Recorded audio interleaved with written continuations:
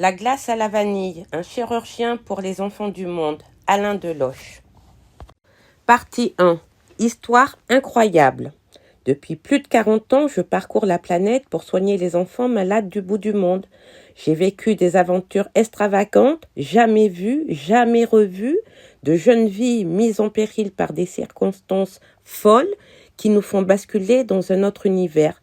Quand se nouent des situations insensées, c'est parfois le fil de la vie qui se tend et risque de se rompre. Sauver une vie, c'est aller à l'encontre de la tragédie pour faire triompher la vie. Au cours de ma carrière, j'ai croisé l'étonnement, l'inattendu, le bizarre, mais c'est au bout du monde que j'ai rencontré l'incroyable. Au-delà du contexte, au-delà des faits hors du commun, au-delà du geste chirurgical, ces histoires prennent une dimension qui nous dépasse. Partie 2. Les petits miracles. En médecine, le miracle n'existe pas, bien sûr. Fièrement, hommes de science, nous ne pouvons croire qu'au rationnel, qu'à l'expérience, qu'à l'évaluation. Eh bien moi, j'ai vécu des petits miracles. Quand tout semble perdu et que soudain, un faisceau d'événements favorables vient basculer le malheur annoncé, quand une décision irraisonnée se révèle finalement être la seule option, quand un agencement inespéré d'imprévu amène les bonnes personnes au bon moment et au bon endroit, si les choses s'étaient déroulées un tout petit peu différemment, l'irréparable n'aurait pas pu être évité. On peut y voir une coïncidence, un coup de chance, un hasard, mais là-bas, on a souvent envie de remercier la main puissante d'une divinité, que ce soit celle qui règne dans les pagodes d'Asie ou celle qui souffle dans les forêts d'Afrique. Ces histoires et quelques autres m'ont appris qu'en médecine comme dans l'existence, il ne faut jamais renoncer, ne jamais perdre espoir. Il faut sans cesse croire qu'une bonne étoile nous protège. Partie 3. La folie des hommes. La maladie peut être explicable, elle demande en tout cas une définition, une étiologie, un diagnostic et un traitement. La catastrophe naturelle représente aussi une sorte de fatalité. Elle est inévitable, mais la barbarie de la guerre, mais la violence de l'homme pour l'homme, mais les systèmes pervers organisés pour broyer les enfants, là, il n'y a plus d'explication. C'est du malheur créé, organisé, prémédité par la folie humaine. Devant l'absurde de l'odeur planifiée, nous nous trouvons figés, décontenancés. Alors, nous tentons, nous les médecins, de faire ce que nous savons faire.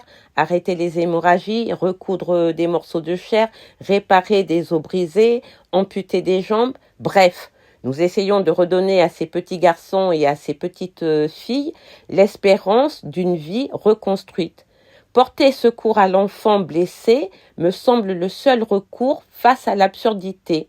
Sauver un enfant, c'est sauver le monde, me disait le père Sérac dans l'enfer des camps des réfugiés au Cambodge. Partie 4. Destin brisé. Pour certains enfants, il était trop tard. Le dénouement fatal était craint et attendu. Pour d'autres, le destin frappait par surprise. Oui, ce sont des défaites. On ne peut jamais accepter la mort d'un enfant. Après une si longue carrière, je suis toujours abattue lorsque survient cette injustice suprême. Bien sûr, le risque plane toujours sur le bloc opératoire, mais le chirurgien sait bien que c'est lui qui agence les conditions de l'éventuelle catastrophe. Il est l'instrument du destin. Jadis, mon patron me disait souvent que tout chirurgien gardait un cimetière dans sa mémoire. C'est vrai, mais quand il s'agit d'enfants, mon cimetière personnel est synonyme d'inacceptable, d'insupportable. Étrangement, ces malheurs absolus demeurent enfouis quelque part dans les circonvolutions de ma mémoire plus sûrement que la chirurgie triomphante. Ces visages et ces noms engloutis dans le grand néant qui nous attend tous ne me quittent jamais. En parler, écrire, raconter leur histoire, est-ce pour moi une manière de les faire revivre un instant ? Partie 5. Happy Hunts. Chaque enfant sauvé, chaque enfant qui était au bord du gouffre et que nous avons arraché à la tragédie pour lui permettre de grandir harmonieusement est l'acteur d'un happy end, d'une fin heureuse comme dans un conte de fées.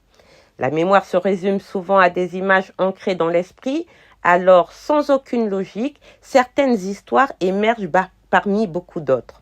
Elles sont marquées par une attitude, un geste chirurgical accompli ou simplement par un contexte chargé d'émotions. Je les revois alors, tous ces bouts de vie.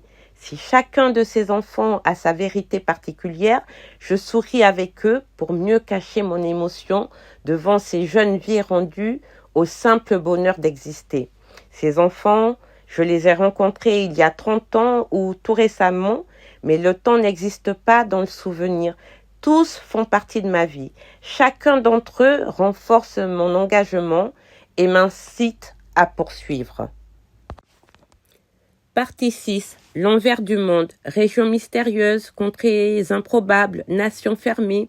Avec mon métier comme passeport, j'ai découvert des pays presque hors du monde.